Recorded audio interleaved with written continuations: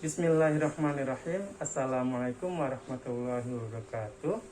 Innal hamdalillahi nahmaduhu wa nasta'inuhu wa nastaghfiruh wa na'udzu billahi min syururi anfusina wa min sayyiati a'malina.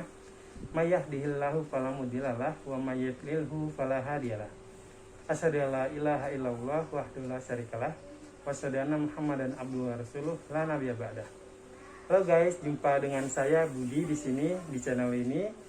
Ini merupakan video perdana saya.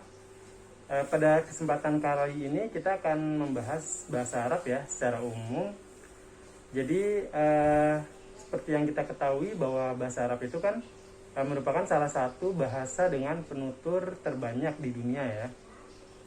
Dan bahasa Arab ini digunakan oleh tentu saja orang-orang Arab di negara-negara Timur Tengah dan juga cukup familiar di negara-negara yang berpenduduk muslim seperti di Indonesia gitu ya. Nah kemudian bahasa Arab ini ada yang bilang bahasanya susah gitu ya, padahal sih menurut saya relatif gitu ya. Bahasa Arab itu sebenarnya sistematis gitu ya, mungkin nanti akan saya jelaskan di bagian tengah atau akhir ya. Nah image bahasa Arab itu seperti apa sih gitu ya. Saya dulu waktu baru masuk kuliah sastra Arab S1, biasa kalau ketemu orang baru kan pasti ngobrol ya, biasa ngobrol gitu ya, nanya dong gitu kan, apa lawan bicaranya, kuliah di mana lo, jurusan apa gitu kan, sastra Arab gitu kan.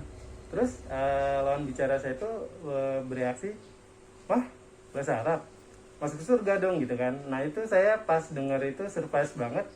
Jadi sebegitu ekspektasinya kita ya bahwa bahasa Arab itu bisa mengantarkan kita ke surga, amin gitu ya. Saya sih waktu itu dalam hati ya mengucap amin ya, mudah-mudahan dengan bahasa Arab ini bisa menjadi alat atau sarana saya masuk surga gitu ya. Artinya dengan amal soleh, amal ibadah dan amal soleh seperti itu. Nah itu image bahasa Arab sebagai bahasa penduduk surga itu memang sangat kental sekali ya, dan memang kita juga tahunya seperti itu gitu. Kemudian pernah juga sih saya ketemu sama orang yang komen gitu ya, ngapain lu di sini pakai bahasa Arab, udah lupain aja gitu kan, nggak bakal pakai juga kok gitu kan, udah lu kerja aja di sini. Ya memang waktu itu konteksnya saya anak baru gitu kan, yang ngomong itu senior, padahal muslim berjilbab lagi, muslimah berjilbab gitu ya. Saya sih kaget aja dengar dia komentar kayak gitu, kok bisa gitu ya seorang muslim beranggapan bahwa bahasa Arab itu nggak ada gunanya gitu ya. Ya dalam konteks apapun nggak make sense saja buat saya gitu kan. Ya walaupun memang dalam pekerjaan tidak bermanfaat secara langsung, tapi kan namanya ilmu pasti bermanfaat gitu ya. Ya bisa dibilang ya nggak ngejudge sih, tapi itu Islamofobik banget gitu ya. Emang kenapa gitu kan Arab dan Islam gitu. Ya kita juga nggak boleh mendiskriminasi orang berdasarkan latar belakang apapun ya, termasuk latar belakang keilmuan gitu. Nah kemudian pernah juga saya dulu dapat beasiswa dari lembaga donor internasional gitu ya. Jadi pas gathering gitu antara donatur dan kita yang penerima beasiswanya, yang ngobrol-ngobrol gitu kan, ditanya jurusan apa deh gitu kan, saya bilang sastra Arab. Kemudian si donor ini ibu gitu ya, dia ngomong ke donor lainnya, wah bahasa Arab futuristik banget kan itu bahasanya gitu kan. Nah saya waktu itu kan anak baru ya, baru masuk kuliah sastra Arab maksudnya gitu kan, mana saya juga bahasa Arab juga belajar dari nol gitu kan. Waktu itu saya nggak paham maksudnya apa gitu ya, kok bahasa Arab dibilang bahasa yang futuristik gitu. Kemudian seiring berjalannya waktu, semakin saya belajar, saya akhirnya paham, oh pantesan bahasa Arab dibilang bahasa futuristik. Nah itu kalau dibahas di sini bakalan panjang banget ya guys, jadi mungkin insya Allah lain waktu kita bisa bahas. Kemudian manfaat bahasa Arab sebenarnya apa aja sih gitu ya. Yang pertama jelas itu bisa memperdalam ilmu keislaman ya, karena Al-Quran diturunkan dalam bahasa Arab. Kemudian hadits juga dalam bahasa Arab gitu ya. Ini sangat membantu sekali untuk kita yang muslim ya, siapapun sih yang mau belajar bahasa Arab ya kita akan lebih mudah memahami Al-Quran dan hadis, itu yang utama ya.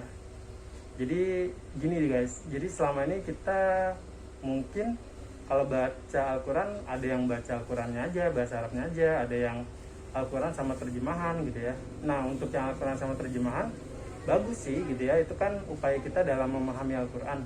Tapi kalau baca terjemahan doang itu nggak cukup guys gitu ya. Jadi beda rasanya, beda pemahamannya kita baca terjemahan sama kita paham bahasa Arab itu sendiri gitu. Jadi seperti itu. Jadi ya kalau bisa kita baca Al-Quran paham karena kita paham ya, bukan karena cuma baca terjemahan. Karena kadang ada terjemahan itu yang nggak pas dan memang hanya bisa ditangkap maknanya dalam bahasa aslinya gitu ya. Jadi beda, terjemahan itu cuma alat bantu, dia bukan plek ngasih kita pemahaman utuh seperti itu. Nah kemudian tentunya bahasa Arab juga bermanfaat untuk komunikasi ya, sebagai alat komunikasi baik kita sehari-hari maupun di dunia kerja ataupun di dunia akademik gitu ya. Bagi teman-teman yang kuliah atau bekerja di negara Timur Tengah tentu ya bahasa Arab sangat bermanfaat sekali gitu ya. Kemudian ketika kita paham bahasa Arab ya, misalnya kita lagi berkomunikasi sama orang Arab nih, beda rasanya, walaupun misalnya mereka juga bisa bahasa Inggris, tapi beda rasanya kalau kita berkomunikasinya menggunakan bahasa Arab. Mungkin kurang lebih kayak gini guys. Jadi kalau kita ada bule ya di sinilah di Indonesia gitu ya, ngobrol sama kita, kalau kita ya kan ya bisa kita berkomunikasi sama-sama pakai bahasa Inggris ya, tapi beda rasanya kalau si bule ternyata dia bisa berkomunikasi dalam bahasa Indonesia, itu pasti lebih dalam lagi kan itunya kesannya gitu ya.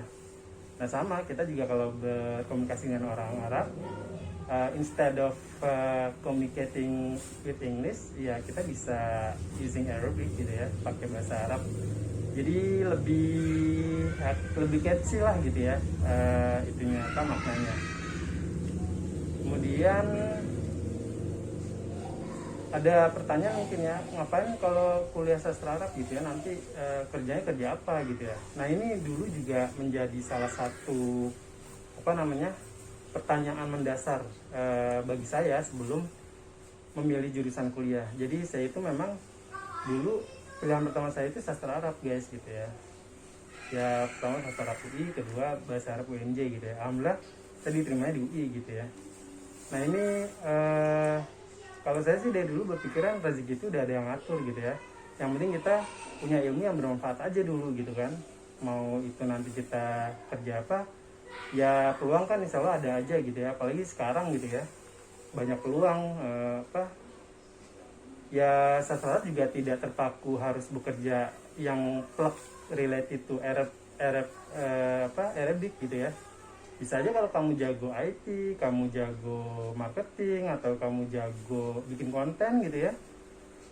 Sekarang kan dunia lebih makin fleksibel ya. Jadi peluang itu makin lebar dan kita jangan khawatir ke depan kita akan jadi apa gitu ya. Seperti itu. Nah kemudian waktu saya kuliah sastra Arab itu apa aja sih yang dipelajari ya? Tentunya bahasa Arab udah pasti gitu ya. Bahasa Arab, kemudian itu ada nahwu shorof itu udah pasti gitu ya. Terus linguistik umumnya juga dapat. Kemudian sastranya juga, linguistiknya itu ya linguistik Arab juga linguistik umum. Sastranya sastra Arab juga dapat. Terus sastra umumnya juga dapat. Terjemahan ya udah pasti dapat ya. Itu ada mata kuliahnya sendiri.